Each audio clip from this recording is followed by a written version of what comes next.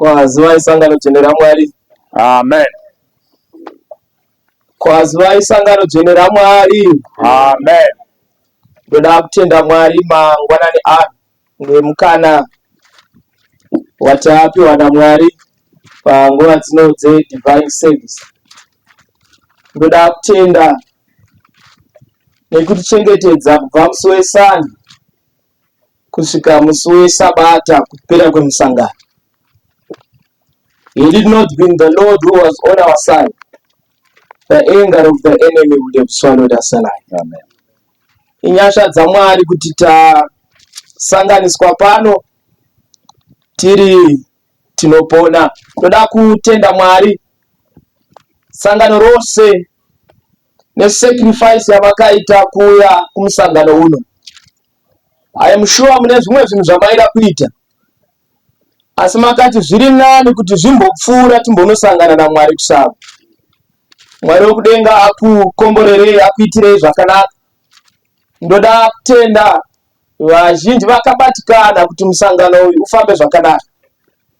I am sure kuti mvura pane payakamboita seyashaika, asi Mwari akashanda navanhu vake kusvika mvura yawanika zvekare.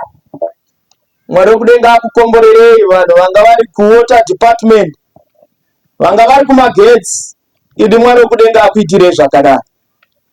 Dai pasinawo vari kutekenya mishina iyi, zvimwe dai mavhoisi akaenda kare. Mwari dai asaichikomborero pana vanhu ava.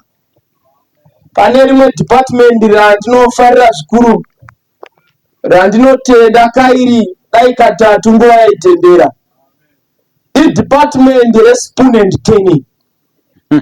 Regai ndokutaurirai, rimwe simba raitwa navanhu ava kwaiva kuguta.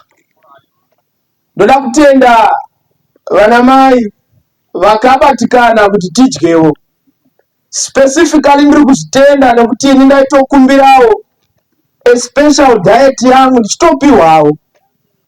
Kungotiwo vamwe vaizokwata asi musangano wakafamba zvakanaka. Pastor Mugodzwa namai, Mwari wekudenga dai akuitirai zvakanaka. In a very special way, nditenderewo kutenda magrupu aiimba pano.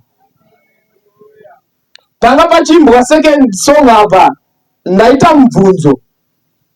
Kosei mayouth ari pano asina kumboita kakuti wuu pavanga vachiimba. Ndaita mubvunzo kuti sei vasina kuti amen bass pavanga vachiimba.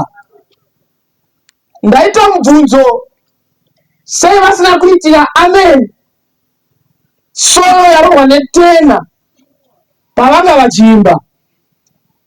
Ndo pandakazoona kuti Ezekiel paaiti God will by no means share his glory with graven images. Yeah. Music ikaimbwa pfungwa dzinoenda kuna Mwari. Be careful nemusic inoimbwa mbiri yopiwa kumunhu. Ukaverenga zvakazarwa anoti pandakavaona vakunda vakaimba rwiyo rwaMozisi neGwayana. Yes. Hapana kupiwa mbiri kuna Miriam. Kunyangwe dai anga aripo, kwakapiwa mbiri kuna Mwari nokuimba kwavo.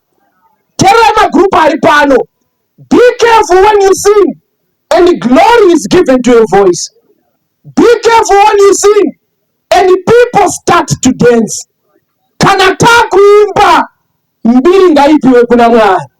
Aitaiwa nenguva zvimwe taidzidza vana Silas varimo, zvinonzi pavakaimba hapana akaona nguva yokutamba. Vose vakagara pasi vakateerera. Nemhaka yei? Kuimbira kuna Mwari. Mwari wekudenga akuitire zvakanaka.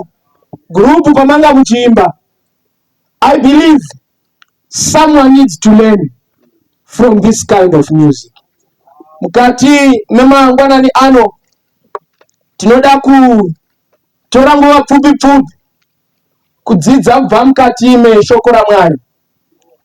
Asi tisati tadzidza yedu aripo here pakati pedu anoti Mwari pamunotaura navamwe kuburikidza namavhesi, taurai nene kuburikidza nekurerutswa kwemutoro. I don't know what the doctors have said pamusoro peutano hwako. Handizivi kuti situation yekumba kwenyu yakamira zvakadii. Asi unoti pamunotaura navamwe, rerutsaiwo mutoro wako. Kana aripo, simukati namati. Semwana onyaradzwa, munganya dzenyanza, banana anombodzwa, kana matete nyarara, tenzi wenyanza, tenzi nditungamire, apo ndasvika nyanza, mananda undityisa, handichena zororo, notsamira kune ngandizwe imimote ndinokutungamira. Baba vedu vari kudenga, toda kutendai panguva dzino dzamangwanani akuenda kumasikati. It did not been you who was on our side, the anger of the enemy would have swallowed us tonight. Oh, what a joyful delight to say, today we are called sons and daughters of God. Regererai kudarika uku kunamata uku kunuirire pamberi penyu. The uplifting of hands is the evening sacrifice. Toda kutendai nomukana wekunamata apo mweya inopukunyuka mukubatwa. Tarisai boka rasimuka iri Mwari mangwanani ano, vanotsvakavo kurerutswa kwemutoro. Makambotitsanangurira mukati, misodzi yenyu iri mubhodhoro renyu, makainyora mukati mebhuku renyu. Ndokumbiravo Mwari mushanyire dzimba dzavamwe vanhu dzisisazivi rugare, dzazara kunetsana. Shanyiraivo utano hwavamwe unoshuvawo kumhanya sezvinoita imwe miri, asi yavo haichaiti. Tarisaivo hanzvadzi yangu nomukoma uyu adzungaira kutsvaga basa munyika yokuti kana usina waunoziva basa haungawani, munyika yekuti kana usina mari basa haungawani. Ida havana vavanoziva asi vanoziva imi. Imi vapeiwo chokubata. Rangariraivo Mwari mai avo nababa vanoshuvawo kwazvo kunzwisisa shoko renyu, vatsanangurirevo zviri nani. Tararama munyika yokuti vanorwara nepfungwa vava kuwanda, vakushayiwa pekugara vawandisa. The strong are elevating by destroying the weak. We are living in a world where right is becoming extinct. We are living in a world where right has been labeled wrong and wrong has been labeled right. Ndaikumbira vose inai Mwari panguva dzino dzamasikati, as you are delivering the double portion of your spirit, furai napana vanhu vakamira, pukutaivo misodzi yavo, muvape simba parinopera, vapevo nzira painopera. Let it not be according to our will, but let it be according to thy will. Kana zvaitwa zvanaka Mwari, vazhinji dai vauya kuburikidza nekupindurwa kwemunamata. Standing before the church is a sinner. Who am I to call your name in your absence? Madimadzika mazvitsanangura zviri nani nekuti munoziva zviri nani. Chidzikai mundivige seri kwechadza, vanhu vaone imi varegedze kuona munhu. Matthew chapter 25, itsanangure tinzwisise mukusiyana kwamazera. Meet us at our point of need. Zvaitwa zvapera Mwari, mbiri nerukudzo ngazvibe kwamuri kuburikidza naKristu Jesu, inyenye ine ropa rakabvinza paKalvari, tichiti amen. Amen. Ndikuchingamidza zvakare sangano muzita raJesu, amen. Amen. Ndoda kutenda Mwari mangwanani ano nomukana watapiwa kuti tipinde pakudzidza kweshoko rake. Ndine zvinhu zviviri zvandoda kutenda Mwari because of this church. Number one, ndinoda kutenda Mwari nekuda kweshoko rake. Pamwe vamwe hamugoni kuona isensi yaro, asi ini ndinoona isensi yeshoko iri mukati muupenyu hwangu. Vamwe masangana neni nhasi, asi wakakura neni kubva ndichiri kadiki kusvika pamukapedzisira, munogona kubvuma kuti apa pakashanda Mwari. One of my friends would always say, if people would sit down to listen to you, they are seeing a testimony in the church of God. Noda kutenda Mwari nekuda kweshoko iri rinobatsira, rinokuitirai zvakanaka. Number 2, I want to thank God with the complementary source of wisdom, the writings of Ellen G. White. Had it not been those writings, dai ini ndisipo pano. Mwari ngaawongwe nomukadzi uya. Unotsanangura zviri nani, unoburitsa pachena zvimwe zvinhu zvakavanzika. Her last presentation, anosimuka akagara pawheelchair. Anonzi, give us your last presentation, for your health is fast deteriorating. Anosimuka anomira paseri pepulpit. She delivers a 10-minute sermon. But achinopedza anosimudza Bible rake oti, brethren, I refer you to this book. All my writings are found in the word of the Lord. Saka ndoda kutenda Mwari nemukadzi uya. Saka mukadzi uya achitsanangura mumwe bhuku inonzi Ministry of Healing, iparagrafu yepiri page 440, anoti the devil was educated in the courts of heaven. He knows that which is right and that which is wrong. By mixing the two, he gets the power to deceive. Page 38, page 39, anobva anti the devil kunyange akadzidza kudenga, he's a diligent Bible student.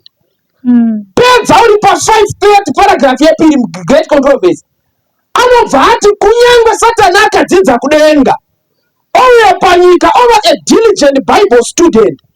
Mu Great Controversy anobva ati he is an expert in quoting scripture. Saka ndaita mubvunzo, kana Satani ari a diligent Bible student, achiziva kuti ari kunofa, watiwo iwewe wakatemerwa Jerusalema ija. Kana Satani ari an expert in quoting scripture, watiwo iwewe usingaziye kunaka kwekudenga.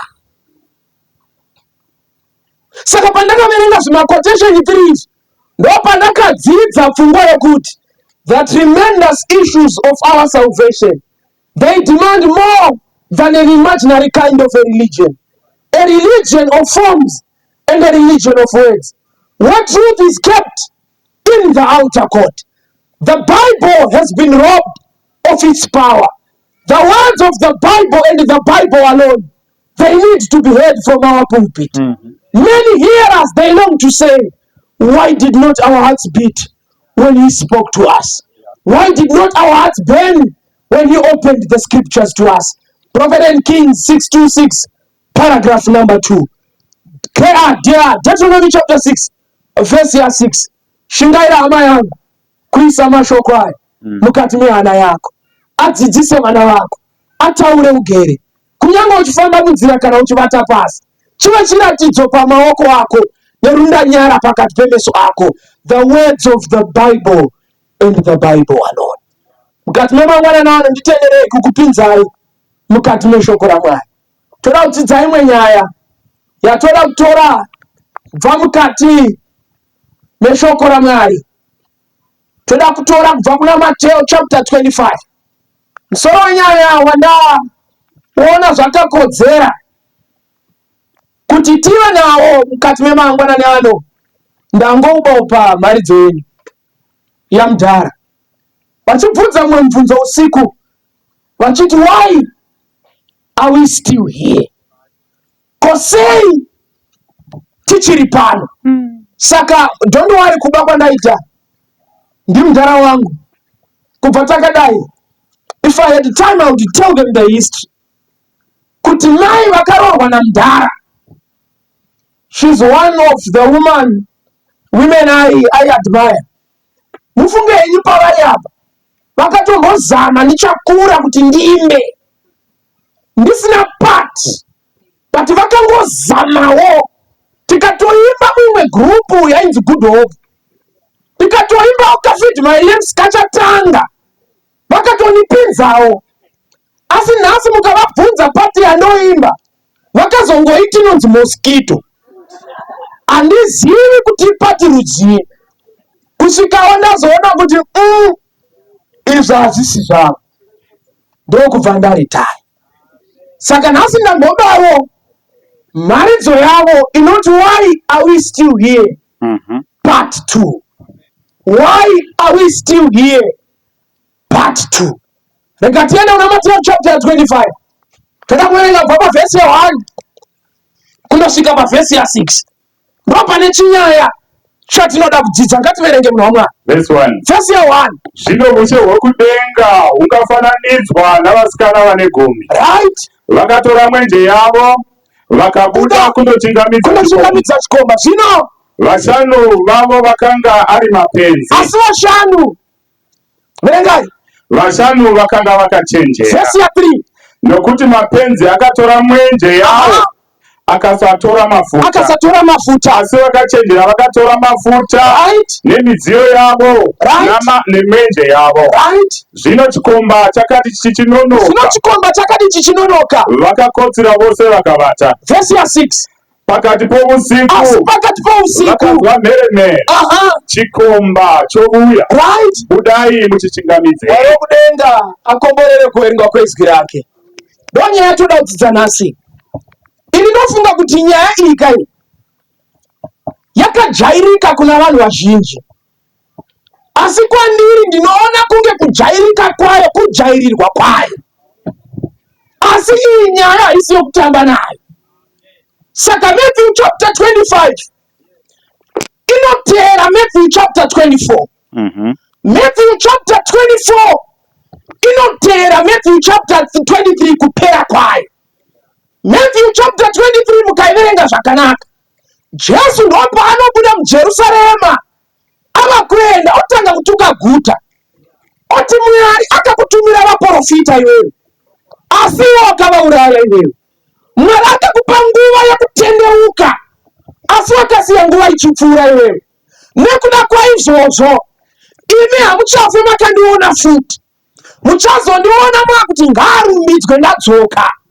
Saka kuchema kwaMwari pamusoro peguta iri kwaisava pakuti havana kutumirwa vanhu, asi vakaramba nguva nokutambisa nguva yekutumirwa kwavo vanhu.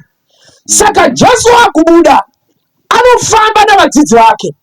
Ukaverenga zvakanaka kabhuku kanonzi Counsels, Christ Object Lesson kanoti Jesu aifamba nechepamberi, vadzidzi vachifamba nechepamashure. Saka kutanga kwe24 Jesu anenge achifamba ega, vadzidzi vachitaura nyaya dzavo. Vadzidzi vobva vati, asi genya ngatibvumiranei iyi temberi yakanaka. Saka vachitaura nyaya dzavo, Peter dzinobva dzati problem yaJesu ndeyekushayiwa sense of humor. Ipapo ari kuita seasimunzwa kuti kudii, chobva dzaenda dzikanoti teerera iwe Jesu, ndati chechi iyi yakanaka.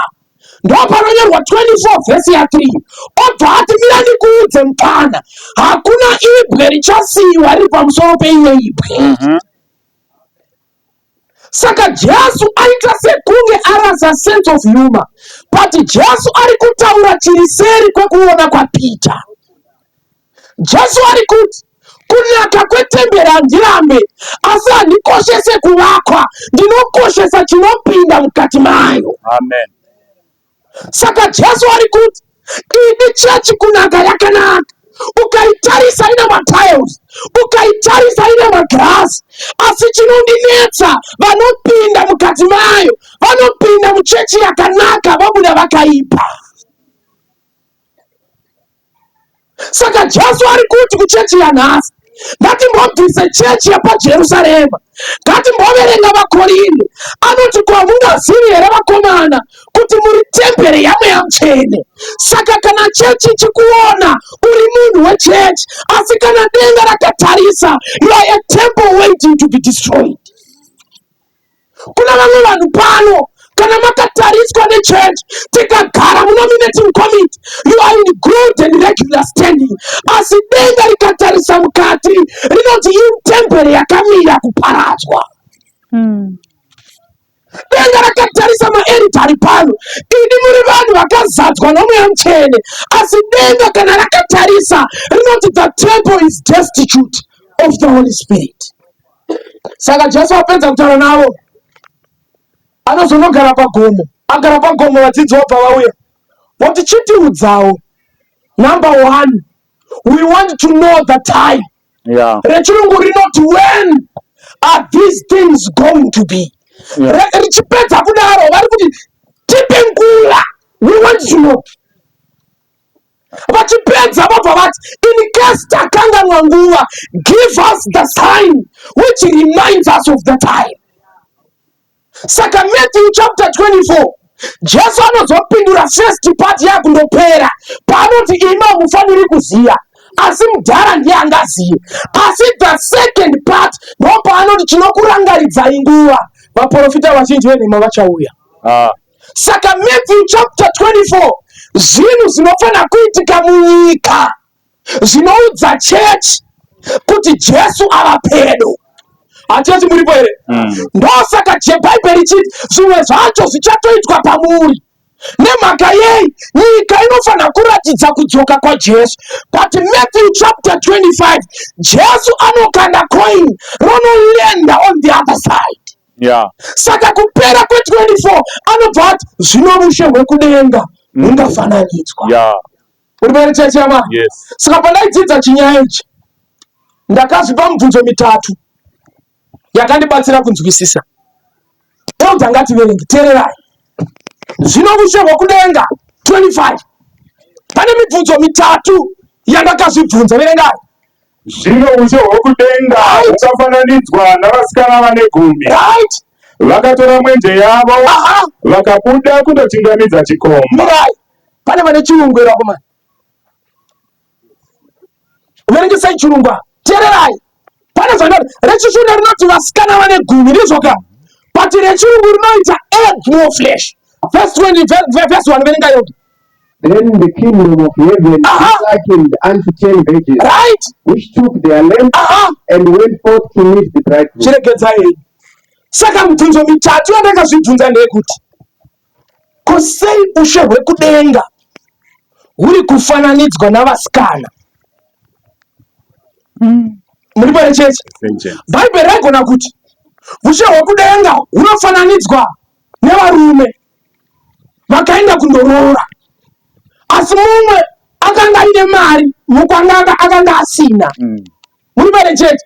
But Bhaibheri parinotsanangura parabho uyu rinoti ushe hwekudenga hungafananidzwa navasikana.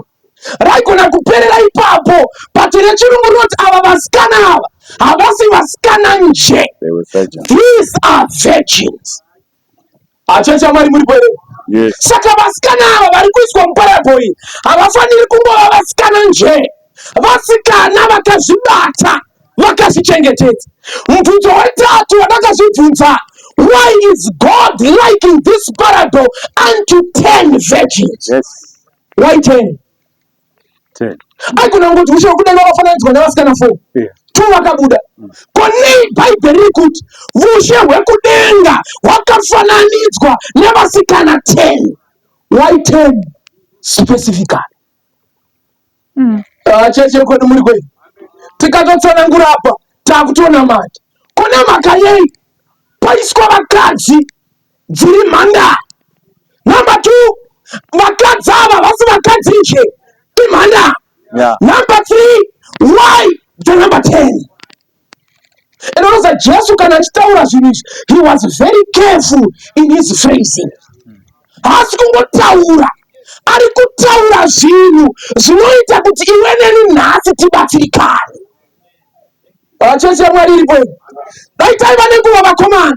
Ndaibo kutsanangurira Ezekiel achinotsigira na Efeso chapter 4 achiti kana taakutaura nyaya dzokuroora nokuroorwa idzi chakavanzika ndechaJesu nekereke yake. Saka the reason why Mwari ari kushandisa vakadzi kana vasikana in the concept of marriage, he's speaking to a church. Acheche Mwari muripo. Saka Jesu ari kuti what you need to know, I'm not talking about earthly marriages, I'm talking of a specific church. Saka ndakazoverenga 2 Corinthians chapter 11 mukoma mukaverenga verse ya 2 Paul anobva vakoma and nekononisingaiti I want to present to your husband that is Christ as a chaste virgin. Yes. Saka Paulo ari kuti kana taakutaura zvechastity, taakutaura zvepurity, hatisi kutaura zvevakadzi vese vese. We are speaking of God's holy church. Yes. Vacheche Mwari muripo here. Saka pana Matthew 25 hapasi kutaurwa mamwe masangano, hapasi kutaurwa machechi hopo, ari kutaura zvechechi yake. Saka 25 yakuti what I need to tell you my disciples, Matthew chapter 24 tiri kutaura zviri kuitika munyika zvamuchaziva. Asi 25 the church ought to produce signs that the world might know. Saka Matthew chapter 25 pane zvinofanira kuitika muchechi yaMwari zvekuti nyika inoona kudzoka kwaJesu. Achechi yaMwari muripo. But why the number 10 my elder? Why the number 10? Saka ukadzidza zvakanaka Bible, the number 10 was used in many occasions. In fact 20 Exodus Mwari unopa Moses the 10 commandments. So the number 10 inowanika straight mukati meshoko raMwari. And unodzidza kunyange muNew Testament achipa maparables ake unotaura zvamadzakema mangani. He talks of coins that are lost. Many at times the number 10 is used in the Bible.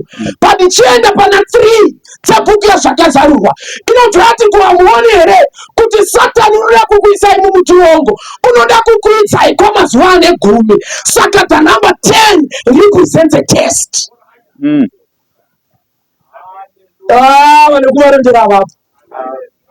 The number 10 it represents a test. Nosaka zvichinzi itai muchiziva kuti pakutongwa muchatongwa nemurayiro uyu. Nemhaka yei the number 10 represents a test. Going to the book of Exodus, Pharaoh unopiwa 10 plagues testing him. Kwezonyorwa namaprofita akarega nguva yekuritendeuka ichipfuura. Saka 10 means a test. Saka taunda tada kuiverenga zvakanaka Matthew chapter 25 verse number 1 inobva yati kudiyeredza verengai. Zvino ushe hwokudenga hukafananidzwa navasikana vane 10. Apa titatsanangura ka takuisa zvirawo zvatatsanangura takuzviisa mukati mevhesi. Muri pere chechi yaMwari. Saka ushe hwekudenga hwakafananidzwa nei? Come on man.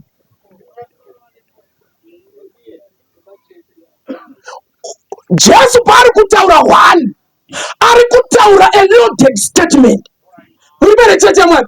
Jesu ari kuti kana izvi zvapera izvi, imimi my church, you are going in the last days to run a specific test. Yes. Saka Jesu paverse 1 ari kuti in the last days, nguva yatiri kurarama, chechi yaMwari iri kutestwa or it's running through a specific test. Saka Matthew 25 hatisi kutaura zvavamwe, tiri kutaura isu. Muri pere chechi. Saka ichi chimharidzo ndechani ichi? Chinzwai 2 verenga verse 2 vashanu vavo akanga ari mapenzi. Saka ngatibvumirane euda, in as much as we are the remnant, denga riri kubvuma amidst us muna mapenzi. Achechi yaMwari ngatibvumiranei. Takamirira kuuya kwake, takamira pazvidzidzo zvake, asi denga riri kubvuma kunyange makamira Mose. Sandi Mose makamira pazvidzidzo, pakati penyu pana mapenzi. Chinotondirwadza paparabo iyi zviri kunzi hafu. Denga riri kuti out of 2 possibility 1-1. Kambira titeka exercise akadika. Timotarisa akamira paside pako, akagara paside pako. Denga riri kuti pakati penyu 0-1. Yeah. The probability is 1. Chachiripo iri. Denga riri kuti probability vakomana yokuti kunyange chechi yakazara mapenzi i-half i-50-50. But chinondinetsa Dauda ndechekudai, ukaverenga mapisarema anoti zvino benzi rakati mumwoyo maro hakuna Mwari. But definition yamapenzi iri pana 25 yakasiyana. Chinzwa definition yehubenzi hwemuno 3 verengai. Verse 3. Aha. Nokuti mapenzi akatora mwenje yawo. Nokuti mapenzi akasondana nemwenje akasatora mafuta. Garai pasi munondimirira muri pana 138. Handina kuuya kuzotukana nemi, ndiri kungopfuura. Takaenda kunoanza mubvunzo wekuti kosei tichiri pano. Now inzwai vanhu vekumarondera. Ubenzi hwemuchechi hwakasiyana nenyika. Wenyika anototi Mwari hakuna. Saka mutemo zvimwe hatorina basa nawo. But wemuno manje zviri kutonzi benzi rinoti shoko 119 105 vakomana yamapisarema ko shoko renyu saniwo mwenje here. Saka pari kunzi vakatora mwenje zviri kunzi mapenzi abhaibheri vanavo. Mapenzi aya pakanzi Bible study vanotogara vakavhura ravo. Acheche Mwari inaundinzwa ndatini Bible riri kuti kusakwana kwechechi yekwedu hakubvisi Bible. Saka vanotogona kutouya Elda vakapakata muhapa Bible votodaidzira zvidaidziro riripo denga richiti nhasi kucheritombo main kwaitwa zvidaidziro nebenzi. Grupu rinogona kutomira rotoimba Bible roti manzwa ere mapenzi emarondera panga achimba. Nemhaka yei ubenzi hwemuno hamubvisi shoko raMwari. Panotonzi ngatite mamemory verse anotoitawo chechi iripo. Panotonzi vakomana let's go kuwitnessing anotoendawo. Anotogona kutoita acamp coordinator, anogona kutoelectwa mfungi yenyu akaita chairman wa district. Denga richimoti mapenzi ariko kumarondera. Chechi yaMwari muripo. Saka ndatoita mubvunzo wakomana wakangwara. Euta panoverenga rati vakatora mwenje vakasatora mafuta. Sata ine duba mafuta eri. Ndokumbira kungotaura pamusoro peshoko iri ndoridai.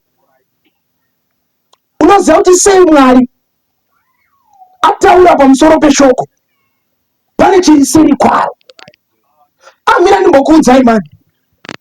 Gospel Workers page 177 inoti in the last days the shaking time is going to come in this church.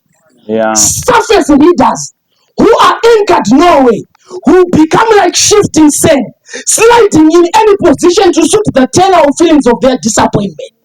Bible record pachaita kuti shaking nesifting iwanike chimwe chichashanda kutadza kuziva.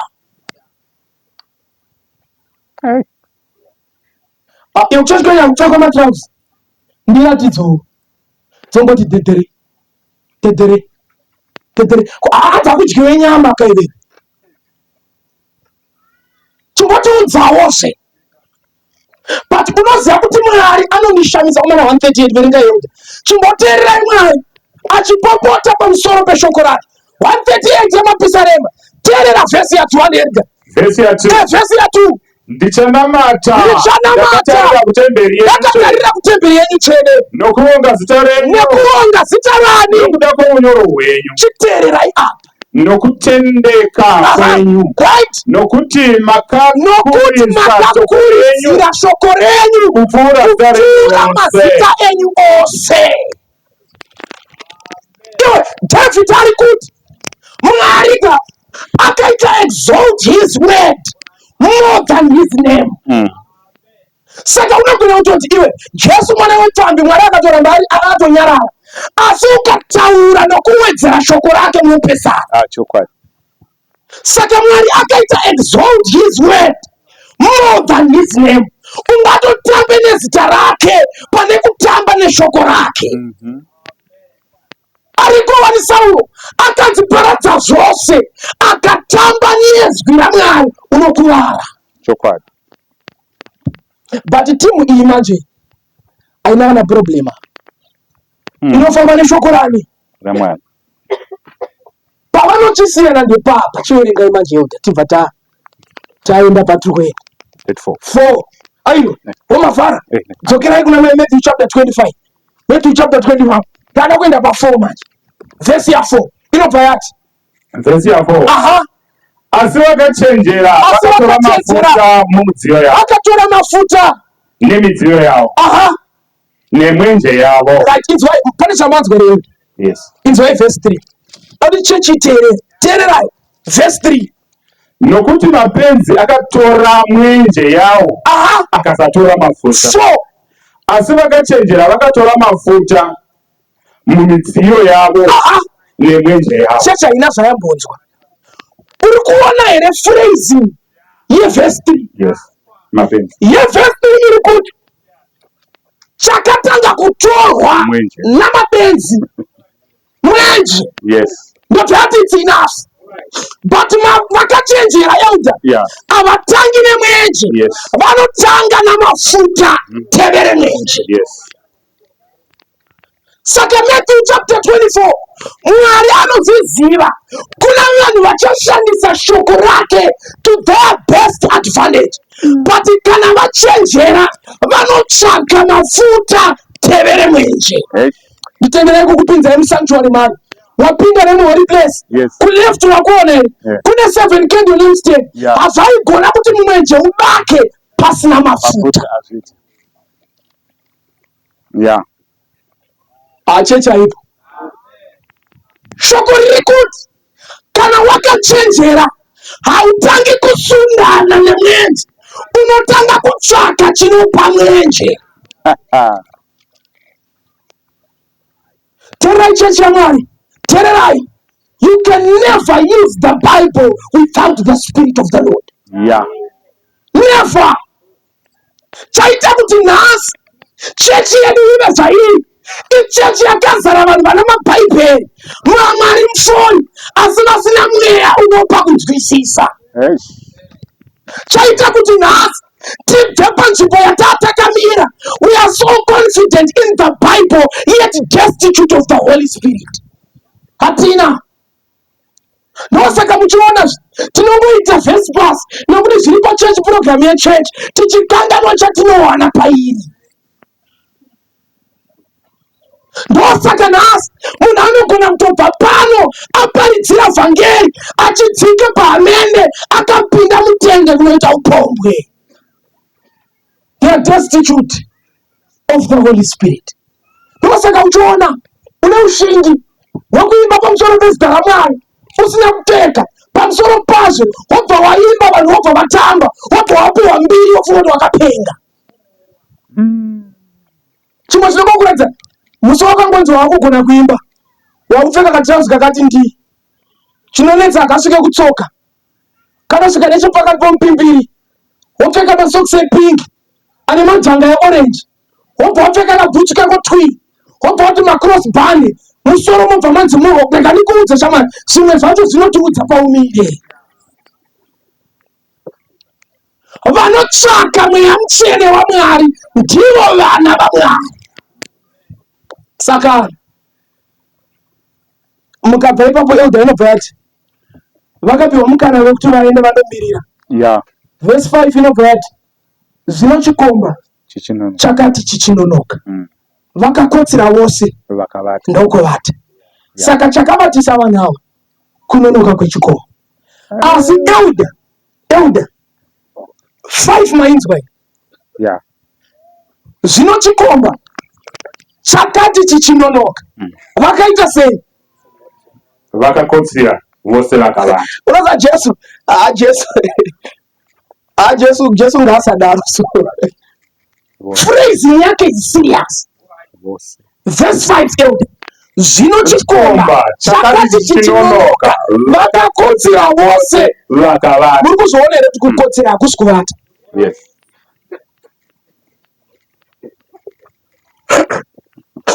Mandozviona here chechi yaMwari kuti kukotsera hakusi kuvata. Reka ndikupe musiyano mani. Wambopinda mukirasi wachidzidzisa ukaona munhu ari kuti nge obva amuka ari kukotsera zvekuti mukarovera dho anobva ati pepeni, kana takadzwa kuti musoro uyu kwavakuenda ndokuda kudonha anobva ati pepeni. Kunonzi kuvata Elder munhu anodzingirirwa negudo akatiza. Unoza chikwino atize kuhope chii haasi kuzviziva kuti akavata.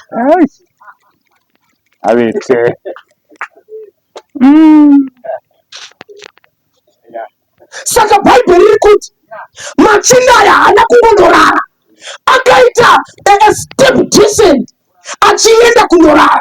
Vakatanga vakotsira bva vazovata vose.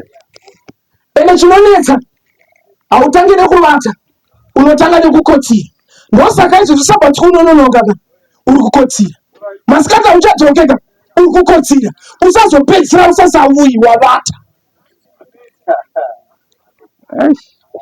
Izvezvi uchiri kupfeka kari pamusoro pemabhimbijana wombodzokera kuzasi, wopfeka kari pamusoro pemabhimbijana uchapedzisira usasapfeki wavata. Izvezvi uchiri kuti paunonamata kwega bedzi ndopaunodya, uchiri kunamata uchidya uchapedzisira wakudya uchinonoka wobva wakanganwa wobva wawata. Patisandipo pane chinyaya chiri papo. Bhaibheri rinoti chikomba chakati chichinonoka. Saka ndaiverenga chimusikana icho muChrist Object Lesson chinoti God is waiting for the perfect manifestation of his character, and when his character is perfectly manifested he will come to claim those to be his own. Inzwai Mwari ari kuti Mwari ari deliberately delaying his coming. Nemhaka yei he's waiting for the perfect manifestation of his character.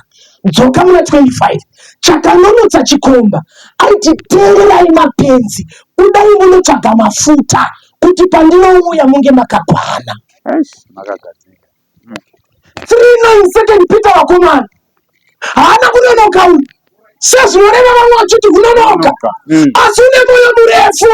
Chikonzero haadi kuti mumwe arasike. The reason why God is delaying because of you.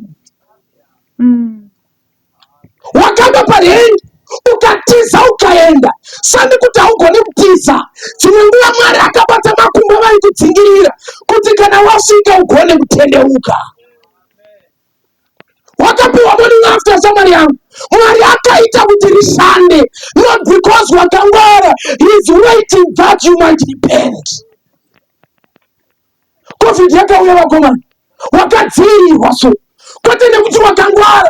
God was preparing this meeting so that he might be able to meet you. Mwari ari kunonoka kubatsira iwe neni. So the reason why we are still here is because of you.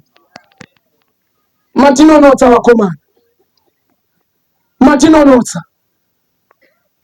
Jesu wakapedo shungu dzake kwava kutora chose, but the reason why achakamira it's because of you.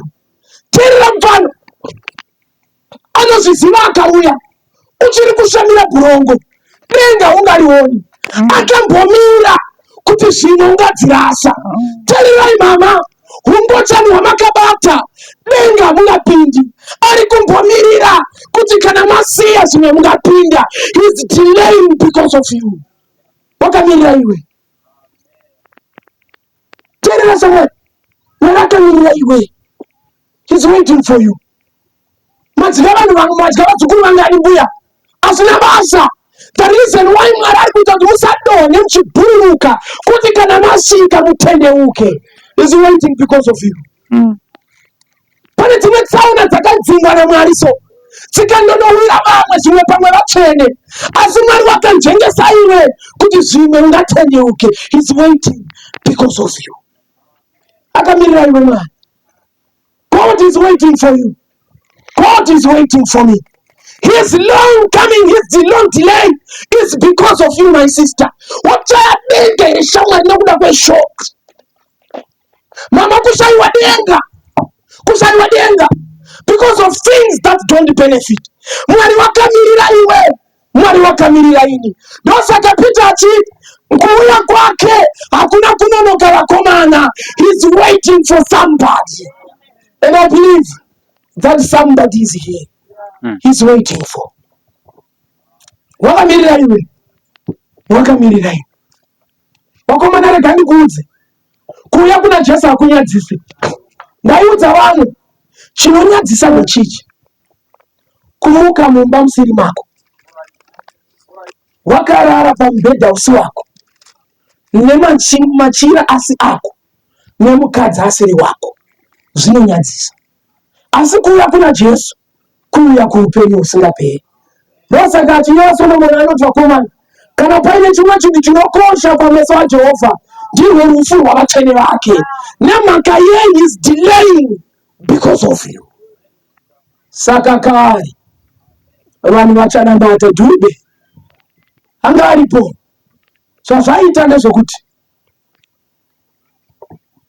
kana Israeli ichienda kuhondo, kana kuti ichienda kundogadzira the Feast of Tabernacles, varume vese vaibva kumusasa vokwira kuenda Jerusalemu kundogadzira pano paida kunoitirwa mutambo. Saka vaisara kumatende ndivo vanga vari vakadzi nevanhu vanga vaine mitezo isina kuita zvakanaka. Saka at this moment Israel was at its vulnerable point yokuti kana imwe hondo ikada kuinvada Israel yaisvika ichibata vakadzi nokuti hakuna varume. Saka aisara akagada tende rekwaIsraeri is the angel of the Lord. Saka zvazvaita ndezvekudai. Paitika imwe nguva Sauro ari mambo. Sauro kwakuenda kundorwa navaFiristia, kwakusimuka umwe muchinda ainzi Goliath. Goliath kwakuita zvaakaita David akauya akanyunura vanhu. Mukaverenga 1 Kings chapter 18 mukoma muchidzika nayo inoti pavakadzoka kubva kuhondo, dhoka yakabva yati vakupinda pagedhi, dhoka yobva yafoma chikwaya, hafu yobva yaenda uko, hafu yobva yaenda uko, hafu yanga iri uko yobva yati Sauro wakauraya zungu, yanga iri uko ikati kana ari David wakauraya zungu zvezungu. Sauro akati saka unozoti chakanoti David avengwe naSauro chii? Kuimba kwevakadzi. Munhu haisi family life. Don't compare your husband to another husband. Saka aimba Sauro anobva ati uyu mwana waJese, uyu mwana wekubheterehema haachadzokerwa, ngaagare pano. Asi ndoda kumupa basa racho nderei? Basa racho nderekuti iwewe unofanira kundiimbira uchiridza rudimbuka panguva yandinoda. Ukaverenga zvakanaka zvinonzi one day David achiridza hake achiimba hake, mweya wakaipa wakagara pamusoro paSauro, ndokubva atora pfumo, ndokubva apotsera kuna David akarinzvenga kairi.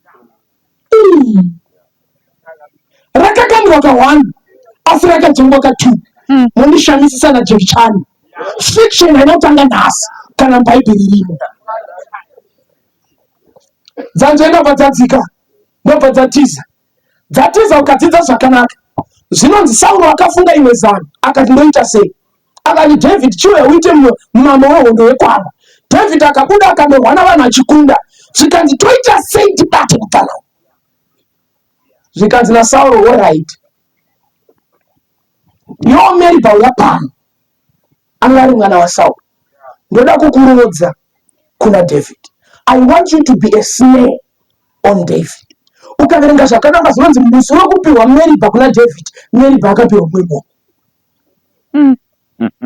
Apirwa mumwe munhu David, ndobva dzaudzwa naJonathan zvikanzi be careful, my father is not to trust. Zvikanzi pakanaka, zvikanzi kwaiva nemwana gotwe raSauro rainzi Mika, ndobva raenda kuna mudhara rikati Meriba akazvitadza, asi ine mwoyo wangu unoda kuchinda anodzi David. Sauro akafara akati apa tamubata. Ndobva aenda kuna David akati nzoka Mika akuda, senda akukupani Mika. Zvikanzi naDavid, ndini aniko kuva mukwasha wamambo? Kana baba vangu havana zita zvekuti ndive mukwasha wenyu. Zvikanzi naSauro, teerera David, ina handisi kuda roora inini, ndoda ubude nehondo unorwa uende zvikanda 100 zvavaFiristia. Zvikanzi naDavid, izvo zvakapusa izvi, mirai ndiende. Ndobva dzaenda padzadzoka nezvikanda, zvikanzi zvikanda izvi. Apo Sauro anga achitemba kuti ina handichakwanisi kuuraya asi vaFiristia vanouraya. Ndobva dzakanda zvikanda. Zvikabva zvanzi David akanzi ngabuda, akandorwa, akabuda, akadzoka. Panondinakidza chinyaya ichi ndepekuti David akati akarara, ndokubva Sauro aplota kuti David abatwe. Mika kwakubva azvinzwa, zvikanzi mambo unotsvaka kukuuraya. Mika akati mwoyo wangu uri pauri. Mika bva dzavhura windo, zvikanzi dzikauraye pasi. David achibuda, Mika ndobva atora zvimagumbezi kwakuisa sekunge munhu akarara. Vatumwa vamambo vakauya zvikanzi David aendeona mambo, zvikana Mika David asunzwa zvakanaka. Zvavadzokera kuna mambo zvikanzi ngauye akadaro, enda unosumudza mubhedha wacho. Paunosvika unosumudza mubhedha wako na David apa, zvikanzi naSauro, ko nhai Mika, ko wanyengedza seiko mwoyo wangu? David dzatiza, vagara futi pakudya, ndobva dzakandirwa pfumo. Padzakazokandirwa pfumo manje, ndobva dzakatiza dzikaenda kuRama. kuRama makuziyerevi ndokuna Samueri. Saka dzandogara pana Samueri, zvikashoko bvarasvika kuna Samueri zvikanzi iwe David ari Rama. Ndokutumira vekutanga pavakasvika vakaprofita, paatumira vepiri pavakasvika dzavaprofita, atumira vetatu pavakasvika Rama dzavaprofita. Saka Sauro ndakuenda ndega.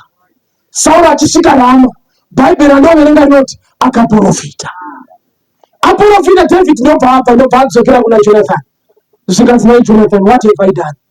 Baba vako vanoda kundiuraya. Na Jonathan, I don't believe that, but ngatichita dhiri. Mangwana kugara kunetsa, kumba kunoitwa mutambo. Chandakukumbira iwo ndakunokuiga mumunda. Baba vangu vakandibvunza kuti David uripi, ndichati David wanikumbira kudzokera Bheterehema, kune chipiriso chaanoda kuita nemhuri yake. Baba vangu vakasaita hasha, confirm this, havadi kuuraya upenyu hwako, asi vakandiitira hasha vanoda kukuuraya. Zvikanzi naDavid, iri dhiri rakanaka, but ndozozviziva sei kuti vaita hasha kana kuti havana? Zvikanzi naJonathan, ndichauya kuzomira pamunda, iwe wakawanda kuseri kwebako. Ndichakanda museve, ndoti kumukushani wangu, mwana unotora museve uyu. Asi ukanzwa ndati kumuseve hausi mei kwako here, zvinoreva kuti baba vangu vaita hasha.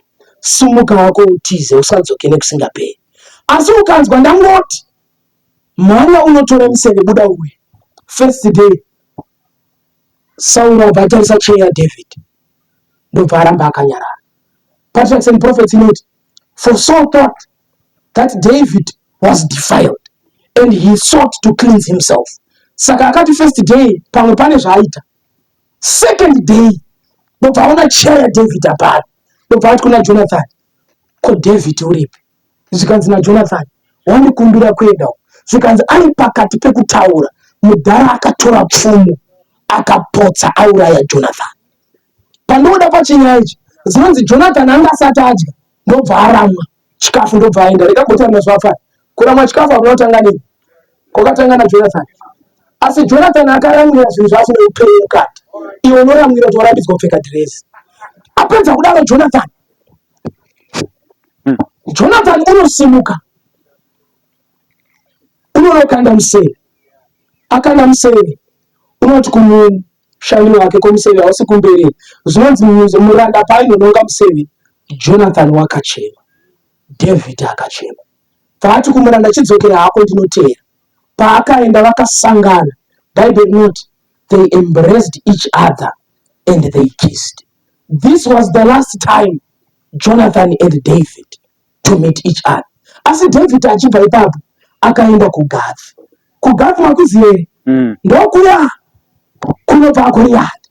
Saka achisvika Selemani anobva ati zvino vanhu vemuGathi vakabva vati vachiona Jonathan vakati vakomana tarisai celebrate vaiburitsa maselfi ndobva vatanga kuburitsa maselfi vaiupdata mastatus vachiupdata mastatus but paakanzwa kubatwa akabva azonzi kubatwa uku hakusika vanhu varikuda maselfi ndatobatwa ndobva abatwa nemasoja aGathi emuGathi ndobva aenda naye pavakaenda naye kuna mambo zvinonzi David akaona kuti ndabatwa uko kwaakufa Jonathan David ndobva dzatanga kutobedzera kupenga padzatanga kutoburitsa masiriri padzatanga kutobvisa hembe padzatanga kuti munhu asina kutokwana Jonathan ati David achidaro paakaiswa pamberi pamambo mambo vakati ko muno Israeri ko benzi pamberi pangu zvikanzi nevanhu ndi David akauraya Goriati zvikanzi ko akaitira tsvina muno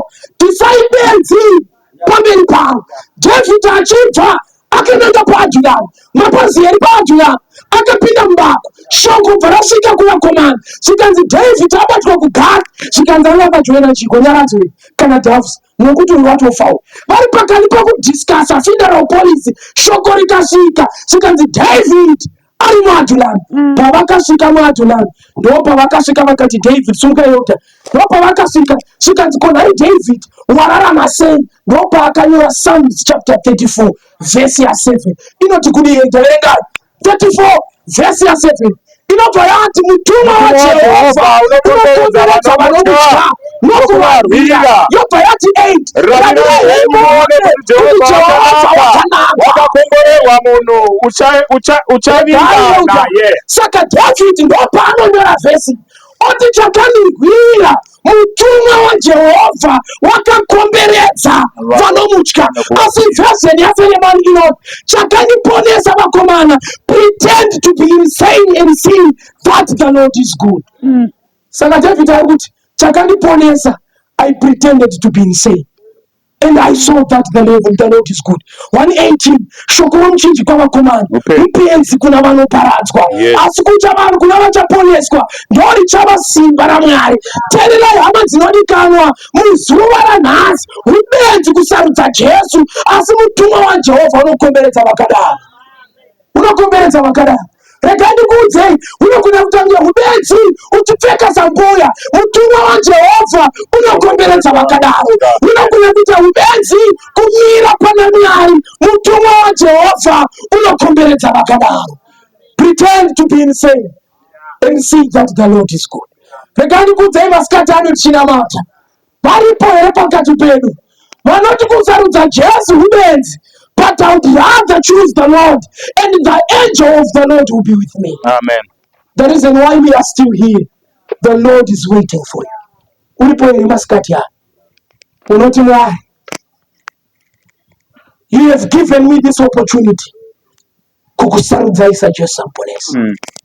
Had it not been you who was on my side, the anger of the enemy would have swallowed me alive.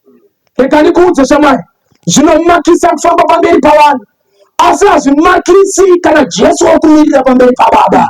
Pretend to be insane and see that the Lord is good. Masikati ano sangano rakasimuka, ndoda kuita rukoko rwakatsanangurika. Nezuro varipo vamwe vakati kuna Mwari, we have accepted to be your children. Vakaenda kurwizi vakandosangana naye.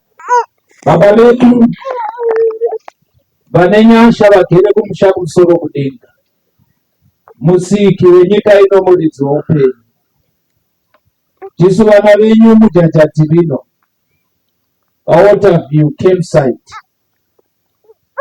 tokutendai sekutaura kwamaita makatinzwikesa mune zvakawanda.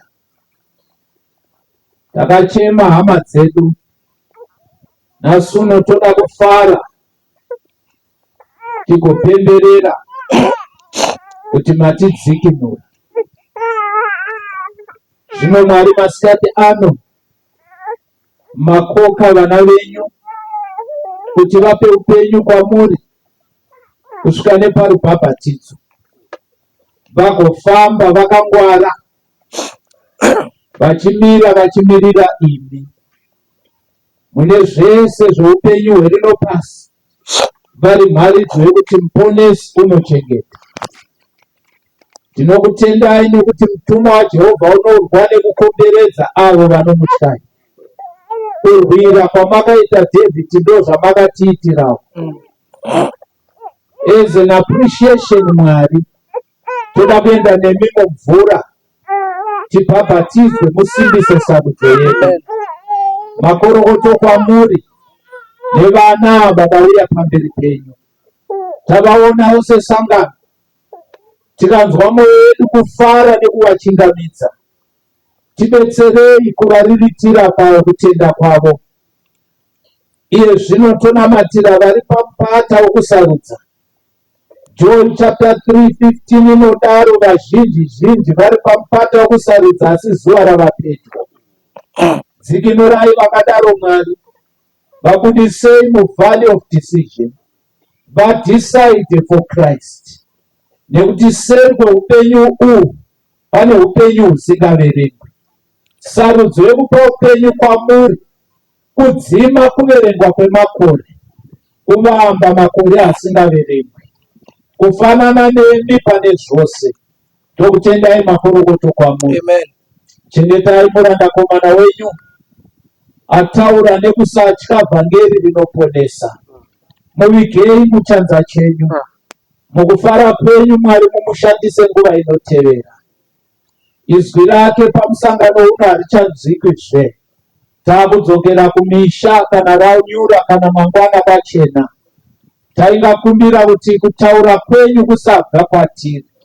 Chimiro chemuparidzi chingashayikwa, asi kuzevezera kwomweya mutsvene kufurire mberi. Komborerai rusando ruchatevera, rusando rwemhiko nerusando rwerubhabhatidzo. Tinokutendai nesevhisi yose muzita raJesu akafira pamuchinjikwa. Sangano rinoti amen.